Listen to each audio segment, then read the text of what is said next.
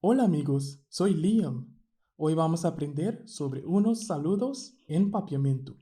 Si aún no te suscribiste al canal, presiona el botón me gusta ahora y obtén todas las lecciones actualizadas.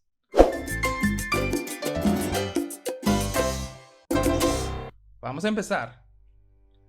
Hoy empezamos con partes del día. Mañana, tarde y noche. La mañana en papiamento es mainta. Mainta. La tarde en papiamento es a tarde. A tarde. La noche en papiamento es anoche. Anoche. Ahora vamos a aprender cómo saludar a un amigo en parte del día. Por la mañana decimos buen día.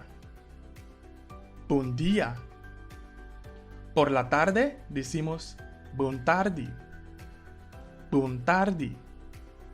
Por la noche decimos buonochi.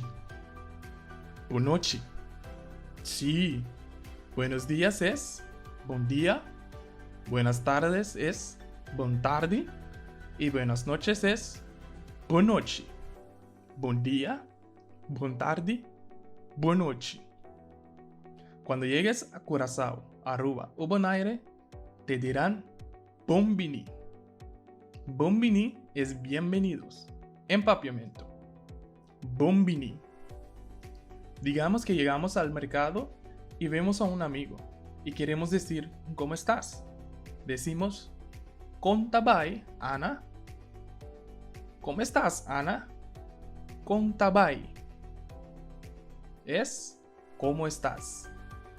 Para decir estoy bien, gracias, decimos mitabun, danki. Mitabun, danki. Mitabun, danki es estoy bien, gracias. Entonces, recapitulamos todas las palabras que hemos aprendido hoy. Te diré la palabra en español y tú las dirás en papiamento. ¿Listo? Buenos días es buen día. Buen día. Buenas tardes es buen tardi. Buen tardi. Buenas noches es buonochi. Buonochi. Muy bien. Ahora nos encontramos en una tienda. ¿Qué me dices en papiamento? Contabai. Y diré mitabun, danki. Repite. Mitabun, danki.